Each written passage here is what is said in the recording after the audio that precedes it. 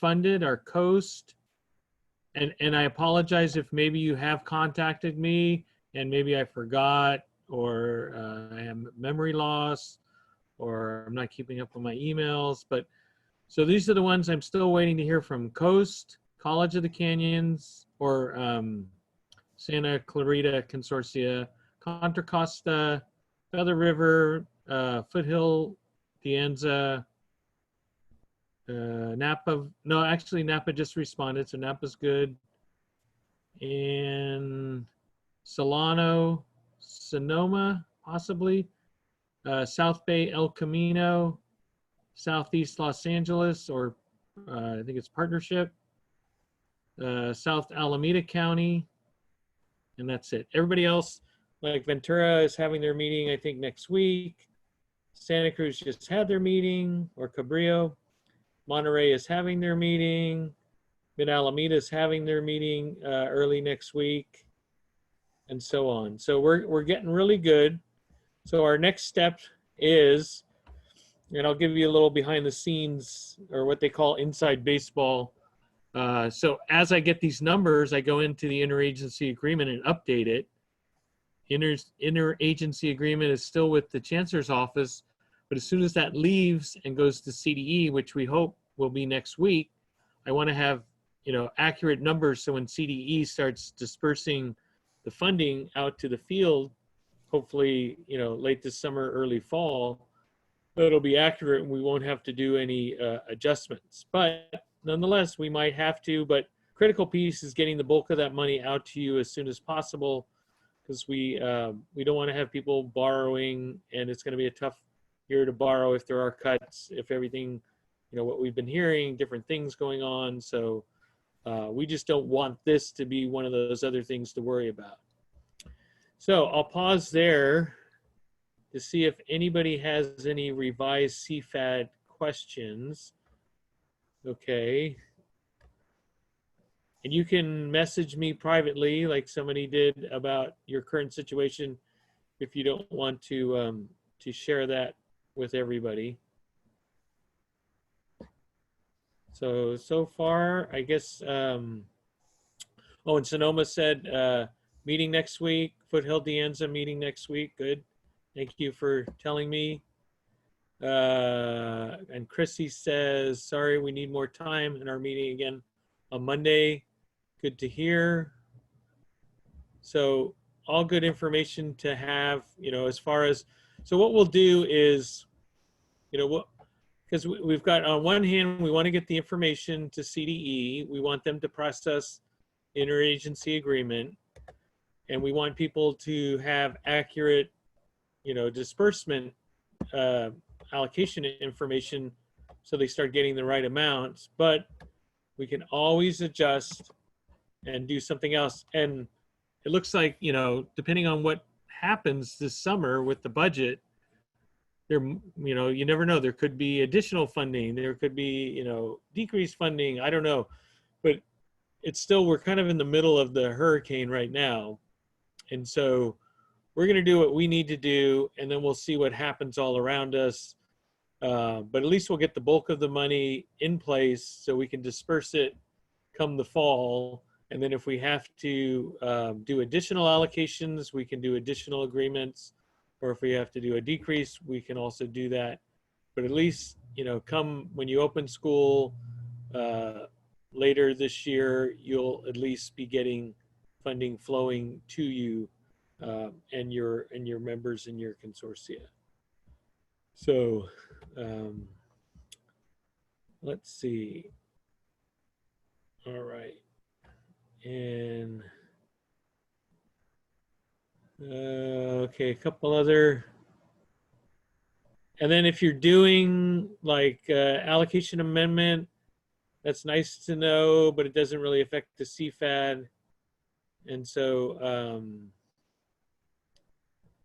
and if you have a fiscal agent, you don't really, it's nice to know the details, but for a fiscal agent, we're going with the lump sum in the interagency agreement, but we would like to know how it's broken out. And that's why we have till June 30th. The direct funded consortia, we need to have that information a little sooner. So it's good to hear that most of those our meeting next week to provide that information or to vote on that. So let's see if we have, there's a lot of comments and things. Am I missing anything, Veronica? Did anybody bring anything else up? Solano met today, good to hear.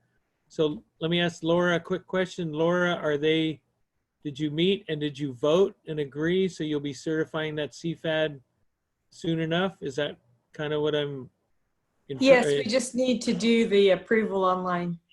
Okay, great. So I don't know, I don't think I shared with you the draft of the interagency agreement of the numbers I had, but maybe I can share that with Kirsten and you guys can look at it and say, oh, you're a little off, you're $4 off here, or you're 50 cents off here. And that way I can continue, updating that interagency agreement. Would that work for you? That sounds good. Okay, great. I'll make a note of it.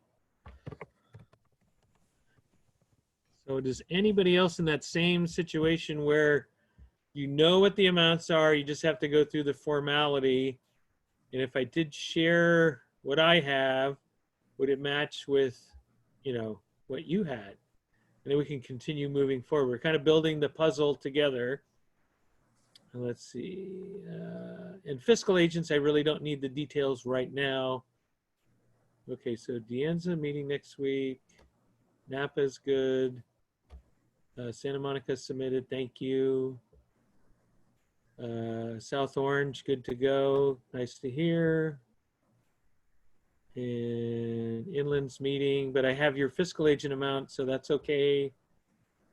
And, so Chrissy says, can the amendment be done within the next few weeks?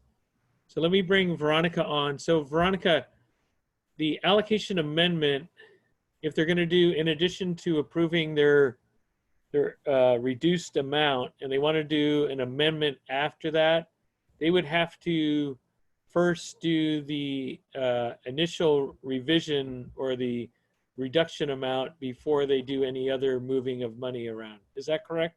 Yes. Okay, so Chrissy, you would have to go in and have your members go in and approve the revised amount, and then you could look at whatever year you wanted to move the money around. And after you got that certification done, you could then go in and do your allocation amendments, if that makes sense. Okay, and then North Orange, you're approving. Oh, okay, gotcha. And then we Alejandro, we knew West Hills approved. So Kelly says, why does the budget amendment need to be certified? So any kind of amendment needs to be certified so there is transparency. Veronica, anything to add on that? I think Nova's set up so all members know what other members are doing. So it can't be just like one member slipping the other member some money, or maybe that's not the question. What does a budget amendment? So maybe she's talking about a revised. Yeah. Allocation amendment. And since we aren't changing the actual CFAD, this is a way to document that the reduction in members' allocations were actually reduced, and it'll put a date and time stamp on it as well. Okay. And there was another question, Neil, I don't know if you saw it, but it was from Nancy. Last name is Bilicich. She wants to know, what about the positive news about the budget from the Senate? Right. Yeah, I mean, that's good news, but I don't want to get too excited about, a proposal that could be negotiated back the other way. But I mean, so if something like that, like Nancy is talking about, did happen and we didn't have to go through our cuts, then we would go through this allocation amendment process again, and we would add money back into Nova, and then you'd go back in and add that to your members and certify it, and we'd go through this process all over again. And the way that would work in an allocation or an interagency agreement, if this happened like 2 months from now in July when they finalize the budget, then I would set up a second interagency agreement between Chancellor's Office and CDE, and then we would add back that money, excuse me, to to the various members as a result of that change. So more work, but that would be good work, happy work to get more money. So I hope that answers Nancy's question. Veronica, so Burr had a question about last week. Veronica explained why those negative numbers in NOVA will stay there. Can you review that, please? Yes, as in go into NOVA? Whatever you would think is the best way to do it. Okay, well, just say, unless you want me to go into NOVA, Burr, but the quick answer is because we are not changing the actual CFAD, that section in NOVA will remain the same. So the negative number for 2019-20 and 2020 to 21 will remain there. However, in your allocation section in NOVA, you shouldn't have any negative numbers. But that CFAS section, because we don't go back and change it after the May 2nd deadline, that number remains the same. Right. So Veronica, quick question. So if we got more money, because Nancy was saying, you know, this is great news. The Senate news was more hopeful than we could expected. So let's say we do get more money as a result of the Senate budget that was proposed. So we would see that number possibly go back, depending on how much we got. If they restored everything, we would see that number, maybe that red number go back to 0, right? If we restored the cuts, is that correct? Yeah. Yes, Okay. it will go back to 0, and then an allocation amendment will then have to be done again to account for the increase so that everyone's budgets are leveled out with the amount that we received in addition. Okay, great. And then Nancy says, does anyone know what the indirect rate districts may charge for apprenticeship monies is? So I'm not sure about apprenticeship, but I know for CAEP, you can only charge the CDE indirect rate or 5%, whatever is less. So for CAEP, if your district's indirect rate is 3% and the max is 5%, according to the ed code, you can only charge the 3%. You can't charge up to the 5%. And I know Veronica has seen this and I've seen this. A lot of members are charging more than their indirect rate that they should be charging. And so it's up to the consortia leads and the member reps to catch that. And so there is ed code in there that says you can only charge as much as the CDE approved rate or the 5%, whatever's less. So keep that in mind.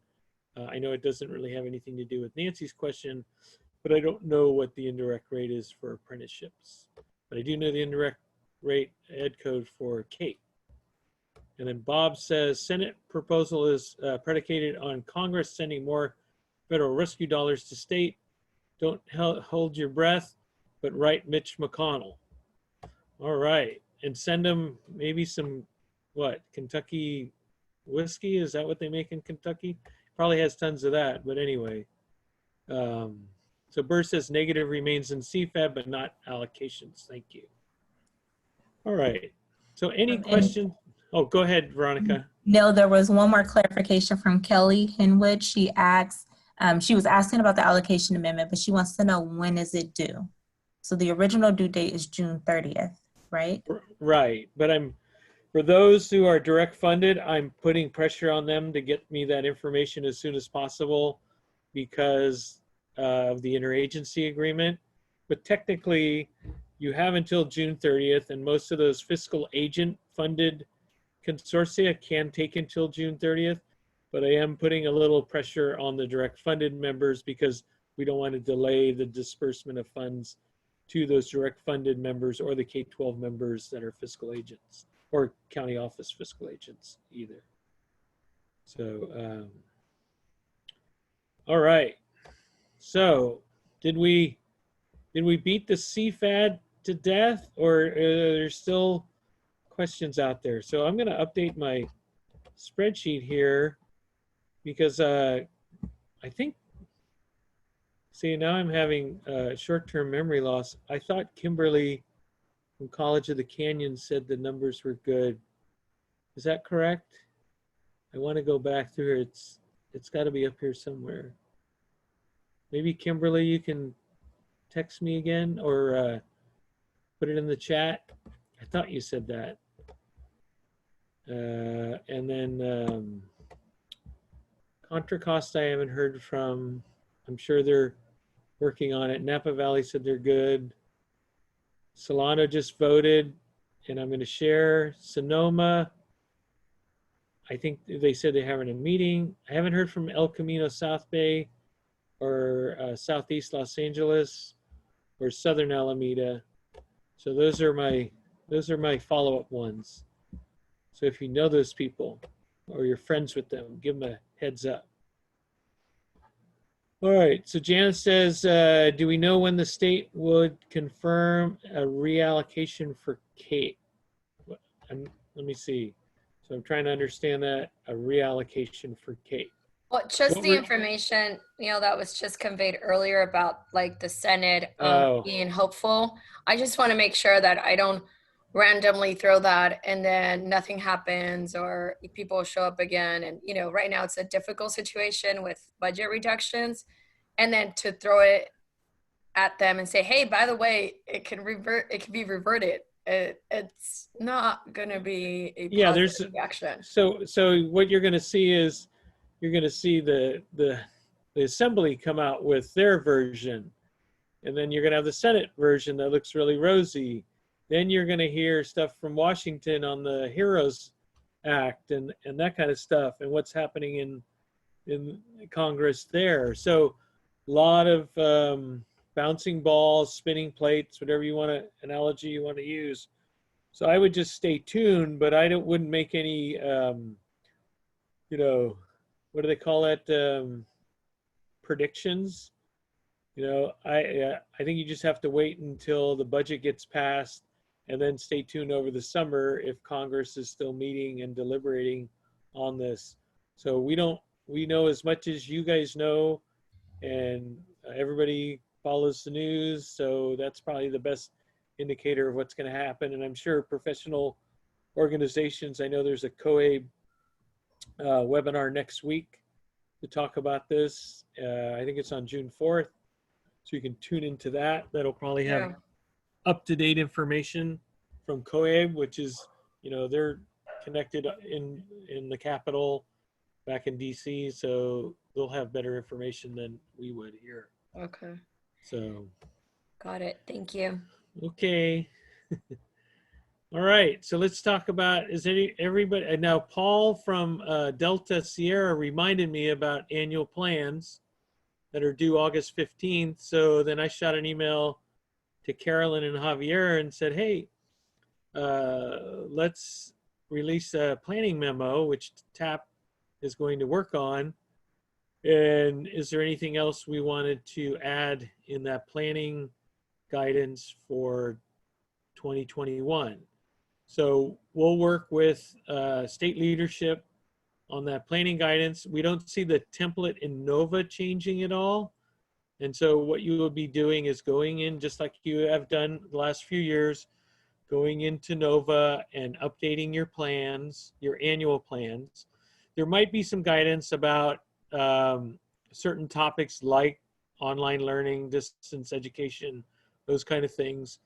But we did not have time, given that this just happened, a few months ago, to change the programming in NOVA to, make new questions and new boxes and this and that. So we're going to talk about it, but maybe we'll put something in the executive summary or have you guys put something in the executive summary that addresses how you're pivoting to online or distance education, those kind of things. So stay tuned for that. We should get that memo out to you like next week. It's just a guidance document. It'll probably give you, more specific of what we want to see in that executive summary. But for the most part, your annual plan will reflect your 3-year plan. If you have made changes or you are making changes, you should probably reflect that in your annual plan and note that when you type that into NOVA. And we'll have a webinar on that. I think, Veronica, we are scheduling June 19th for an annual plan webinar. Is that correct? Yes, that's correct. Okay, and it'll be like 1 to 2:30 or something like that? Yeah. Okay, so we'll put that out as soon as we get the memo cleared, or we'll post that. Bronca says, for annual plan, will we add to the existing one about our strategies for the uncertain future in the wake of COVID-19? So what it is we have the standard template in Nova, and so you can address using that standard template anything you want about strategies for the uncertain future in the wake of COVID-19. So, I mean, if we had more time, we could have had you do a revised 3-year plan, but I think you guys are busy enough. So what you could do is use your annual plan process to list those strategies that you're doing to help you pivot as a result of COVID-19. So you'll have the opportunity, because I think there's flexibility in what you put in there. I think you select certain things, but it's up to you of what objectives you want to list there. And we'll have more guidance on that as we get closer to next week or so. Oh, okay, so Bronca said it wasn't a question. I was sharing what we are planning to do. Next week, we will be discussing the additional content. Okay, good. Thank you.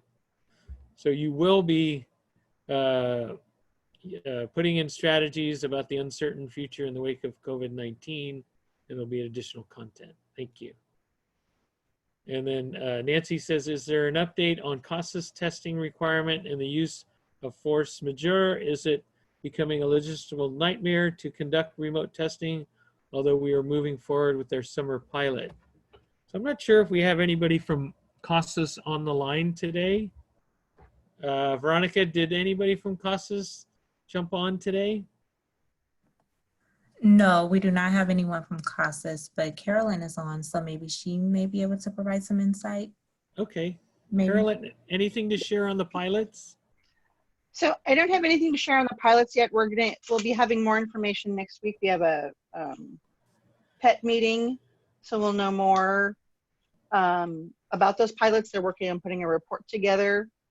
The question about the force majeure, we're actually going to be doing that automatically for everyone so that you don't have to worry about it. So we haven't set the exact date that that's going to happen yet. We're working on that and also waiting for some guidance from Octave to make that decision. Hope that helps. Great. All right. I think that is very helpful. And that's all Carolyn knows. So she can't make anything up any more than that. Oh, and then Laura says, any news regarding WIOA, Carolyn? So I can tell you that the package has left our office. It's at division for approval, and then it has to be approved at branch. They have all been forewarned and prepped that it's coming and that I want it signed as fast as possible. Of course, I said that politely to them, so that we can get that posted. I am really hoping we can post that next week so that you'll all know. We won't know funding. We're working on the payment points right now. And so we won't know funding probably for another week or so while we work through the payment point process and looking at any new agencies and their projections and making sure their projections are realistic to what their demonstrated effectiveness was. All right, great. Thanks, Carolyn. Very helpful. Let's see, TOPS Pro data end of the year due August 1st. So for CAEP, we did a little late work this month and we dove into all those small agencies that hadn't been reporting into TOPS Pro or it might have been late. And so we figured out, okay, are they reporting student data? Okay, yes, they are. Okay, how are they reporting their student data? So now the consortia, CASAS, and CAEP have a better understanding of the 350 odd members that report into TOPS Pro, how they do it. Because in some cases, they are reporting through another member because maybe they're not very good at TOPS Pro reporting, or they're reporting as a sub-member on an account. So we found out all these nuances. We have a better understanding of how the data is being reported, but I can report today that of all the funded members, they are all reporting TOPS Pro data on a quarterly basis, or at least as of Q3. So we're hoping that they will continue that into Q4. Colleges, of course, that aren't WIOA funded will also be reporting through their MIS system. So that was good news. So just plan for August 1st, going through that again, reminding all your members to get that end of the year data in, because that's going to be important when legislators are thinking that adult ed fell off the planet. We can show them that we're still here and our students are still showing up, and that we really need that funding.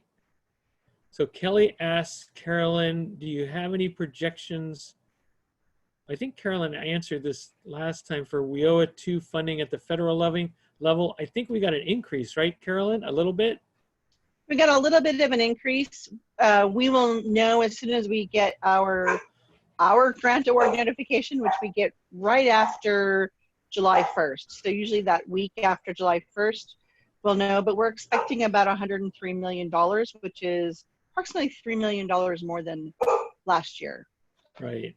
But that won't come into play until the subsequent year, right? Because it's always, you're looking at. No, that's our funding for, that'll be our funding for the 2021 year. Okay. Okay, Yeah. great. But So their payment points are the prior year, so. Gotcha. Okay, well, that's still encouraging, right? Yes, and there is some talk, at the federal level for some additional targeted funding in adult education, and so we're waiting to hear and see what that's going to look like. I know CAEP has been pretty active in advocating for some additional funding to support the distance learning and the technology pieces that are needed for adult education. So Carolyn, another question. Do you think there'll be, in addition to what you said, related stimulus funding for adult ed, or is it basically kind of what you went over? You think there might be something in the HEROES Act in addition to what you were talking about? What I was just talking about related to technology and the distance learning expenses and those pieces. I don't know that there's something bigger. Anything more than that? No, I think that's the biggest piece. Okay. And it's a pretty large chunk of money, and I'd have to go back and look off the top of my head. It's been a while since I saw that information. My guess is if you went onto the CAEP website, it would be right there. Right. And of course, they're having conversations about CARES Act and who's eligible. Yeah. So stay tuned on that. I know a lot of our adult students weren't eligible for that, but so Neil, let me go back on that. So there's two different parts to the CARES Act that have to do with support.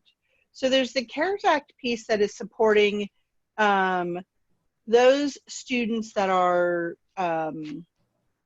probably more related to the community, on the community college side, where they would have filled out some type of financial aid in those pieces. And then there's the side of the CARES Act that is supporting K-12 education. And so those agencies that are associated with a K-12 district or a school district should be able to be advocating at their district level the importance of adult education, how adult education is going to help support the parents to learn the technology that's needed to support their children at home in learning, right? All of these pieces that we've been talking about sort of on the advocacy side. And so those are dollars that are for the K-12 district, and there's no restriction on that related to citizenship or not. Oh, great. Yeah, I think the colleges have the same situation where non-credit has to advocate for the non-credit student to get a piece of that college CARES funding. So we'll see how that plays out. Yeah. Okay, so Lionel says, currently we have a proxy summer session test to the new school year as pre-tests provided are after mid-May. Given the limitation of remote testing at the likelihood will be restricted for a while, could we proxy test from, say, early March into the new year to use as pretest for students who continue? Wow, that's a big one, Carolyn. I don't know if you want to answer that one. So Lionel, I'm trying to understand what you mean by proxy test. Maybe you could unmute yourself, if Veronica will let you. I'm trying to, but I have really bad internet. So No, you're good. You're good. Oh, wow, cool.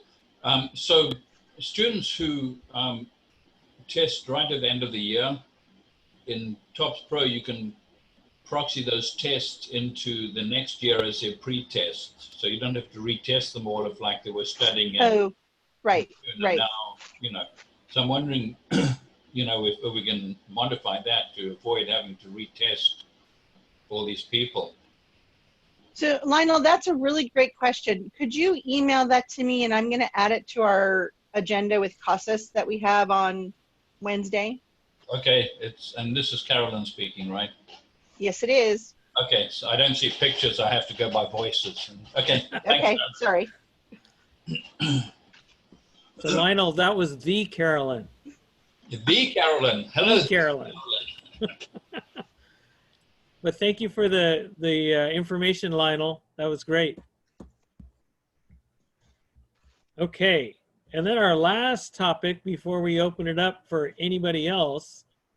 Veronica, did you want to go over some of the, we talked about the annual plan that's going to be due August 15th. But Veronica, do you want to go over some of the other NOVA stuff just to remind people that's what's coming up? Regarding the expenditure reports, Right. those are due by June, certified by the consortium by June 30th. Members can, of course, submit at any time. However, the consortium has to submit by June 30th.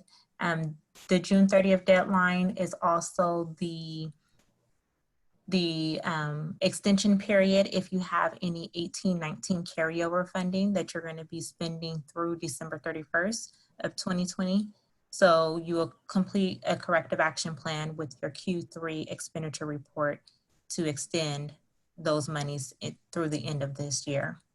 So Veronica, so members should be, it's optional, but we usually do a recommended due date by members for these expenditure reports for Q3 of June 1st.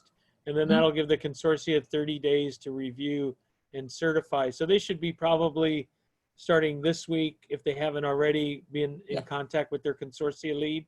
Right, and I've been in contact with several consortia, so they are starting the process of members submitting their Q3 expenditure reports. Okay, and the importance of Q3 gives us a better idea of how much carryover is out there.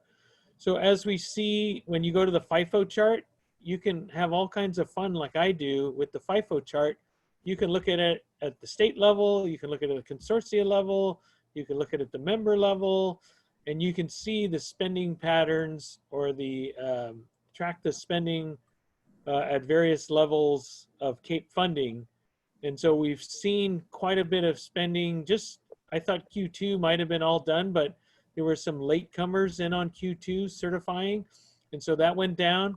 And so Q3, we're anticipating even more money to be spent down because we're anticipating that when money's tight, people are going to be using it or giving it to other members that need it. And so we're anticipating that our carryover might go down even further than it had been. And so that'll be leading up to Q4.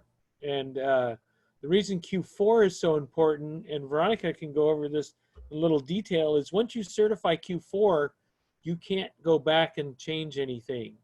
So Q4 is kind of our most important expenditure report because it freezes that year out. Veronica, did you want to go into any more detail on the importance of Q4? Yes, Q4 definitely is very important because at that point, Once you submit and certify Q4, we can't go back and change those expenditure reports. So we want to make sure that you are, like, your Q4 expenditure reports are as accurate as possible, so that when you hit that submit and certify button, everything is accounted for. If there are any budget revisions that need to be made, you definitely want to make them before submitting and certifying Q4.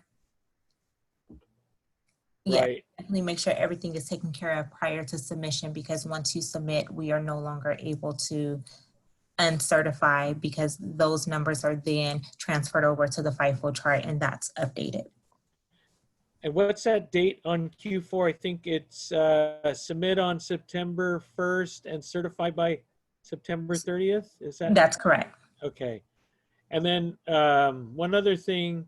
So Veronica, how does certifying Q4 and an allocation amendment? So if I'm a consortia and members are saying like, oh, let's do an allocation amendment because member X has some carryover and we're going to move it from member X to member Y who got cut and needs the money. Does that matter when they do that as far as Q3, Q4 and an allocation amendment? What should they think about when they're trying to plan this out over the summer?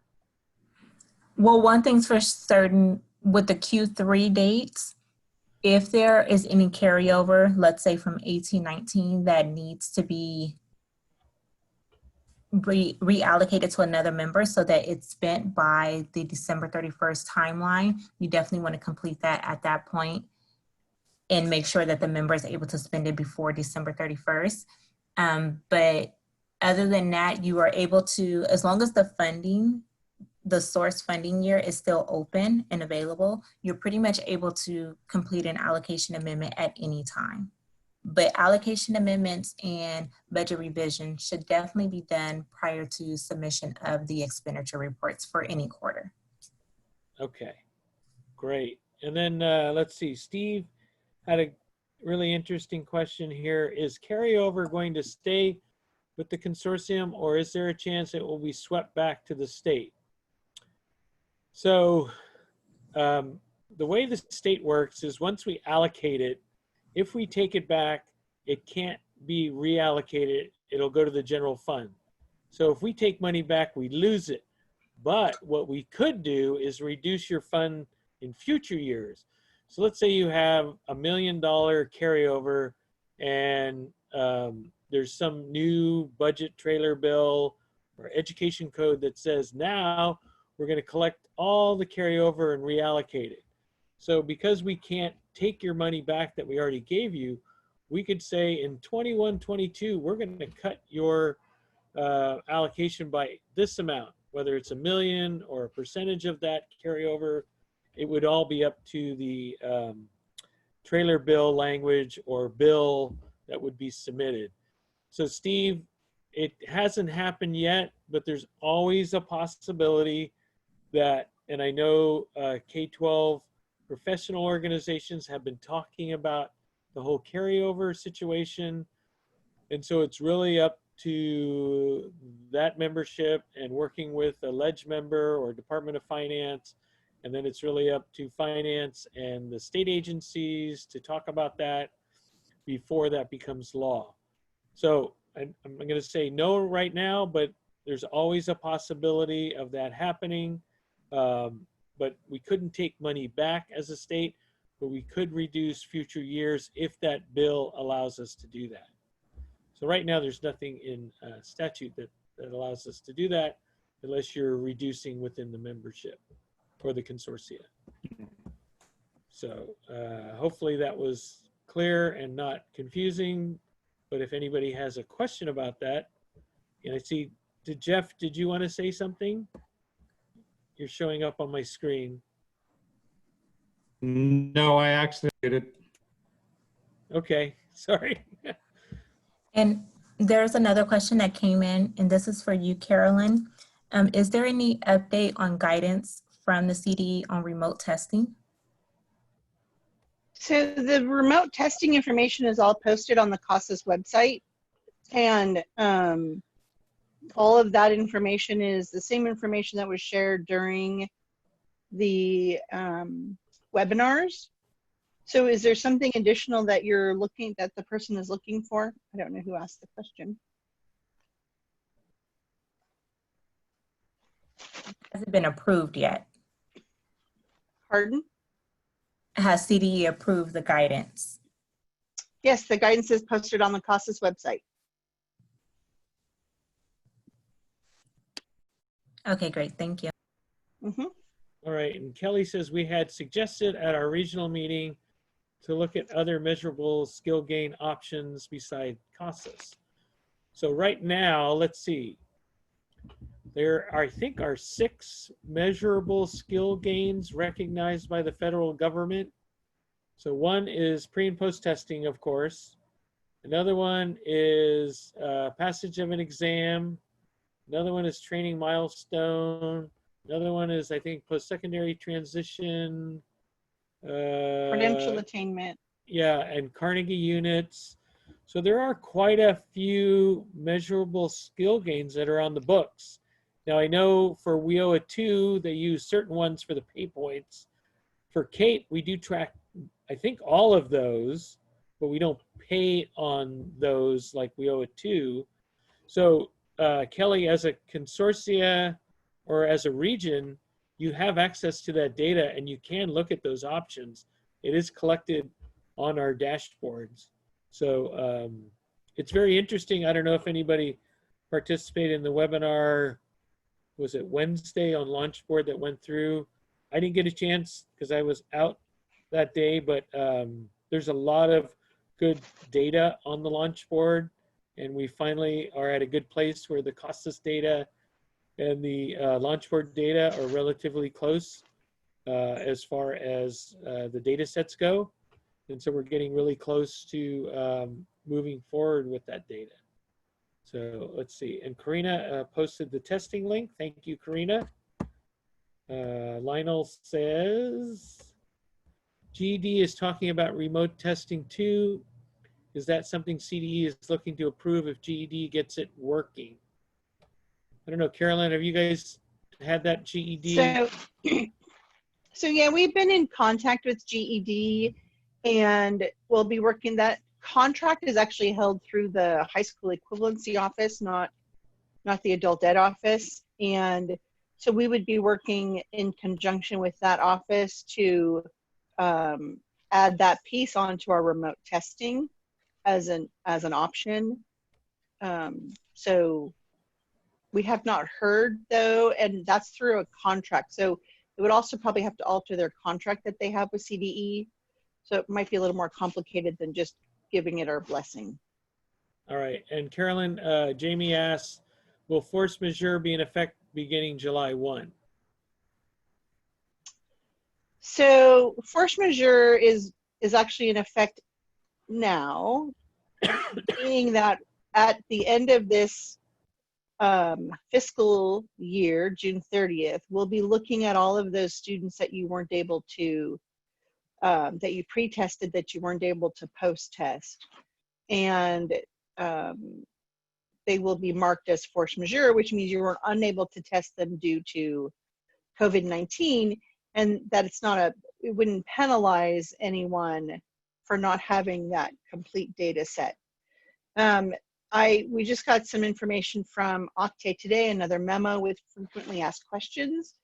One of the questions that had to do with enrolling new students and the idea of not doing a pre-test for that student, but trying to do some type of, whether it's an oral exam or an oral conversation with the student to determine where you're going to place them, and then to do the pre-test as soon as you are physically able to do that. But you can enroll students without having that pre-test also.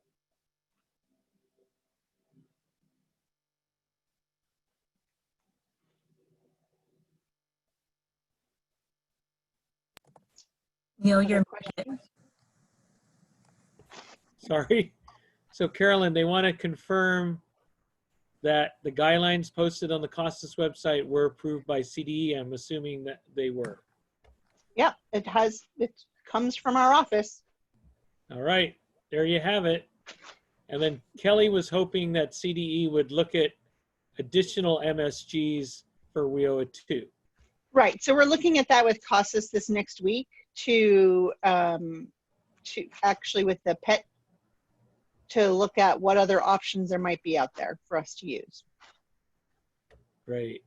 And then Branca shares also to make sure that we're all on the radar of decision makers regarding funding all the way into the fall. I encourage everyone to create and publicly post their fact sheets. We just posted the Sacramento one for program year 18-19, and she has that there. That reminds me, we also have the regional fact sheets that are available on the CAEP website, and that does a real good dive on census data and need data by each region, and also puts other kind of data as well as the, I think the 17-18 data out there too. So that's on our website as well. And Carolyn, you mentioned GED, anything from HiSET? So we have not heard about HiSET doing any type of remote testing. What we've heard about from HiSET is the possibility that testing centers will reopen with limited, will reopen as states and counties and regions allow based on that information, and that they would be doing the testing in person in the testing centers, but with a limited number of individuals testing, with the social distancing, with cleaning of equipment and everything afterwards. And so at this time, I do not believe that HiSET is looking at remote testing. Okay, and then Ryan asked about stakeholders looking at launch board. So Ryan, all I can say is I know LAO and some of the key ledge staffers are aware of it. I think it would be up to each consortia or district if they have a ledge member that they are in contact with. I would share that link with them and go over the data with them, just like Randy did on Tuesday. But there hasn't been, nor do we have the ability to reach out and converse with our legislative members, because that's not what state agencies do. We have governmental affairs, but as a program, it's kind of restrictive for us to do that. So I would hope that at the local level, you guys could do that and advocate for adult ed. It's difficult for us to do that at the state level. We do share that as often as we can when we are in company with lead staffers and LAO people if they ask, but we can't do an advocacy campaign, unfortunately. So I encourage you to do that. And Emma wanted to be unmuted to ask Carolyn a quick question. Actually, I found the link afterward. I was wondering if there was an official letter, because I had several members reaching out to me asking if CDE had official letter saying, It's posted on there. It's, you know, we can get it approved and posted faster there than on our website. So it's going through the process to post it on our CDE website, but okay, it's there. Is that what I'll do? I'll forward that on to all of my members, because they were all asking if we had an official letter. Yeah, that's the letter. Yeah, they had gone on the CASA's website, and apparently there's a link where you have to click to say that it has been approved and that you're allowed to do it. So I appreciate it. Thank you. So we're asking for individual. So maybe better clarification now that I think I understand the question differently. Okay. So each agency needs to fill out documentation and let us know what they're going to be doing in remote assessment. And there are documents on that website for them to fill out and then send to their CASA specialist and the CDE consultant. Correct. And they were wanting to make sure that they had a letter to back up from CDE. So it was approved in California. Oh, well, the letter that's there should be enough to say that they can do that. And then all they're doing with their notifying us is they're just notifying us what they're doing. Great. I'll go ahead and I'll send that out. Thank you, Carolyn. Okay. Great. Okay. And then let's see. Laura said, about how many new students were we unable to pretest? Will they automatically be included in force majeure? I don't know if Carolyn has that kind of information. And then, Yeah, I don't think we'll have to look at that, and let me reread the guidance that we're getting from Octave. I think that the force majeure piece would happen at the end of any of the fiscal years and not in the middle, because that's when the reporting cycle ends. all right. And then CAEP or TAP posted the fact sheets. There's a link there. Karima listed tons of Twitter handles. That's awesome. Lionel says to follow up on Bronca's comment, if you have budget committee members in your district, which I know we do, now is the time to write a letter of advocacy. We actually have some key members in both sides that are friends of adult ed.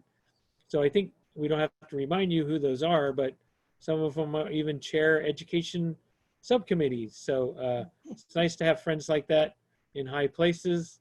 Let's see, Ryan says, as launch board gains traction, I encourage members to double check their data and let Randy know if there are major discrepancies.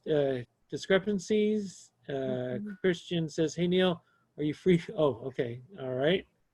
Let's see, that launch board question is important with regard to data accuracy. So Todd and Ryan, the only thing that we saw that might be different on your DIR is, are those students that didn't make it to 1 hour of instruction? We had about 130,000 students statewide that got enrolled and got assessed, but never made it to the classroom. And so they show up in CASAS as 0 to 1 hour.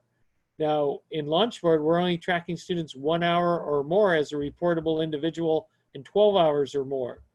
So that's something that that's the only thing other than age. Now, if they're under 18 or if they're concurrently enrolled, you wouldn't see them show up in the CASAS data either. But when you're looking at your DIR, you got to consider that 0 to 1. And I think that's the only area where we saw some discrepancy there. So this is the first year that we've been really close on the data. So I don't want to have people try to knock that launch board data, because it is as close as we've ever been. Kelly says, their general question, if there's time, how are people doing with developing? Okay, let's see. You know what, Kelly, I can post this in the Google groups, and I want to put that as a chat item in the Google groups, if that's okay. And then let's see. And then Jody has been communicating with Karima's Twitter account to Jose Medina, who's on one of our educational committees. And Emma posted the link. Thank you. Randy said there was data on 16-year-olds, correct? Yeah, they just fixed that this year. Right, Ryan said copy that. Students with less than 1 hour on the DIR will not show up in Launchboard. They won't show up in CASAS either. They will show up in the DIR, but when CASAS sends the federal report, you got to understand, CASAS only sends the 12 hours or more to the feds. They don't send 1 hour or more or 0 to 1 hour. So what you see in your DIR is kind of the, I don't know, the inner workings of your program. So you'll see who enrolled but never made it to class, who got to class but never made it to 12 hours. But when they report to the feds, they're only reporting 12 hours or more. So what you see in Launchboard is a little bit more than what you see at the federal level. So it'll help. That's why mirroring or matching your DIR and your Launchboard data could be important to see those gaps. Not to say that one system's not right and the other one's correct. It's just to see where those gaps are and how you can reach out to those students to get them to the 12-hour mark. Okay. Right. So Neil, let me add something really fast, and then I have to jump off to another call. So I think for a long time, we've been talking about those students that are less than 12 hours, or those students that have come in for an orientation and they have 1 hour and they never come back. And so to me, that's, if you have a significant number of those students, it would behoove your consortia and your agency to really look at that, and what is it that's getting in the way of those students continuing in your program. And obviously we're in a unique situation right now with COVID-19 and everything being online or distance learning. But that is something that I think is really important data to be looking at, to see and finding out what's happening with those students, having someone reach out or send them an email or a survey to find out why they're not continuing in your program. Right. Thank you, Carolyn. And Connie adds, when we look at the numbers of hours in the DIR, it's a heads up for us to double check that we have all our attendance entered. So that's kind of along the lines of what Carolyn's saying. You know, what are happening to those students? Reach out to them. You know, maybe it's a supportive service issue. Maybe it's a class time issue. They can't make certain times, or they don't have childcare, or they can't get there in time. No one can give them a ride. You know, who knows? But I'm sure you guys are aware of this stuff. Yeah. All right. So I've got to go to another call. Guys, have a good weekend, everyone. All right. Thanks, Carolyn. All right, Todd, do you want to does someone want to unmute Todd? He has to, he wants to comment. We have about a minute, Todd. Okay, thank you. Sorry, just real quick with Carolyn's comment. I understand that totally, and I'm not sure what the answer is as far as manipulating data, but it's hard. You know, we're open to everybody. We take all comers. We're so welcoming. And the moment they touch foot in your door, it's almost like they're a student of record, even though we have follow up, encourage, reach out to them, why not? But being adults, we have really no control beyond that for them to come back. So we're welcoming and opening, but we own them the minute they set foot in our campus almost. And then that really impacts our data when it may have nothing to do with anything we have control over in the adult world, but it surely flaws our data because we're opening and welcoming. And I don't know how to fix it because you don't want to just drop students willy-nilly, but somehow those non-legit students, I mean, I don't even want to know how many of them didn't have an hour. They're gone. It's like they never showed up to me. I love them, I want them, but after that, why would I stress over that when they're not connected to me any way, shape, or form? So I don't have the answer, but it's just a flawed number in my mind. Yeah, so Todd, let me ask you a question. So if the state started tracking those students, what we call the enrolled population. So what we mean by enrolled is they came into your site, maybe filled out some paperwork, maybe gave some personal information, got into the system, but then magically disappeared, and we have no idea what happened to them. Should those students be counted in our enrolled count? Because then that could affect, you know, our participant rate, because they would be factored in. So we take the enrolled rate versus the number of students that make it at 12 hours. That might depress our participant numbers of saying, hey, we had 100,000 students and only 30,000 made it to the 12 hours or more, but little do they know that 20,000 of those didn't even make it to 1 hour. They never showed up. What is your feelings about, you know, should we even think about changing policy, or should we just leave those students be, like you said, because we're not going to be able to track them down or have the ability to find out what happened, and it's kind of just lost information? I think there's value in knowing who they are. I think there's value in looking at it as a number of this many took a step but didn't follow through. What can we do about that? What are you doing about that? So it's a significant piece of data. I just don't think it should mar our actual work, because if a legislator looks at it, they go, holy smokes, that's a bad percentage, when it's a number that shouldn't be included. It's important to track, it's important to have, but to quote unquote look at them as a student that we started with and then they bailed because they didn't like the instruction or they didn't see value, I just don't think that's an accurate definition. That's my only concern from that standpoint. Okay. You know, I was thinking, just thinking out loud, we could create a separate report that identifies those students 0 to 1 hours, where they are, what's happening, what's the demographics, and just share that back. And you might have that through the DIR or you might not, but we could study it. Don't put it part of our database because, like you said, it doesn't do us justice, but it does inform us about what's happening, and we could at least have that as information, but it wouldn't be used as official data that could impact us at a ledge hearing or at a conversation locally in some legislative member's office or something like that. And I think, like my agency, we need to do a better job with all that. But when you offer lots of programs and variety, the focus has always been, what can we offer to help? And then when you start delineating some of those measures, that's where we kind of lose track and we go, we offered it and that was great and they got a good education, forget about the positive numbers sometimes. So it's just, yeah, one of those awkward pieces when you're kind of all about program and service, so to speak. Right, right. Okay, well, thanks for listening to that. Yeah, it was good. I think about these things too, right? So it's nice to hear someone that has the same kind of thought process that I do when I look at this data. So Todd, let me quickly, since we're just a little over time, were you able to get on the launch board call on Wednesday? I was not. Okay. I don't know, did anybody, was that a good webinar? Did it open your eyes to launch board? What else do we need to do to get the word out? Is that something we want to continue to push? I'm just trying to look for a little bit of feedback here before we sign off. Because I wasn't on there, I didn't get the look and feel or the temperature reading. So most of the, yeah, but our numbers are way off.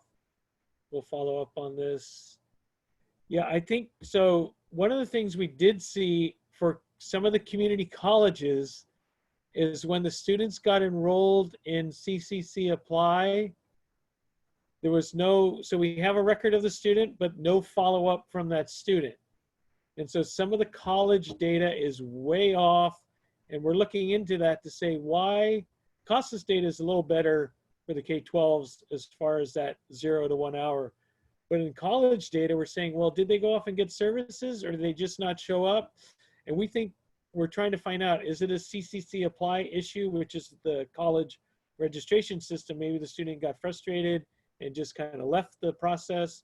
So we're kind of looking at that, and we'll have additional follow-up webinars to talk about that. But this is all kind of good information to share and have conversations about as we get closer to you know, perfecting our data. It's not perfect, but I think we're a lot better than we were 2 years ago when we first started this effort. Okay, so a lot of feedback on that. Thank you for that, and we'll save this chat. If you want to click the 3 dots at the bottom right-hand corner, that saves the chat to your folder in your computer. So I just did that so I can read everyone. Yeah, so Dana, I think that issue on the 10,000 extra students, I think that's an issue, and if you're missing that, that could be a follow-up question with West Ed, and that's that issue they're looking at in regards to CCC Apply. It could be, but a lot of good follow-up stuff. Extra students, okay. We'll find out. All right, Veronica, do you want to close? Any additional information? I'll be following up with some of the people that have private messaged me, and look forward to seeing those consortia that are still working on their CFAD revision, getting those into me. If you're direct funded, that's a little more of an urgency than those fiscal agents. Fiscal agents, you have until June 30th. Direct funded, a little sooner if you could, please.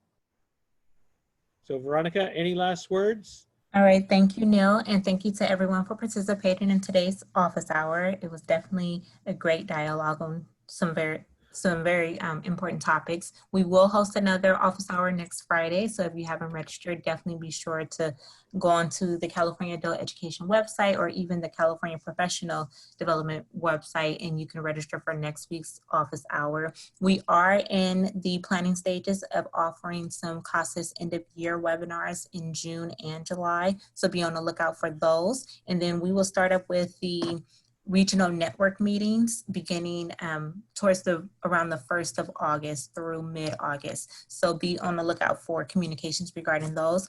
All of our announcements are primarily in the newsletter, so definitely pay attention to the newsletter and see what information is in there.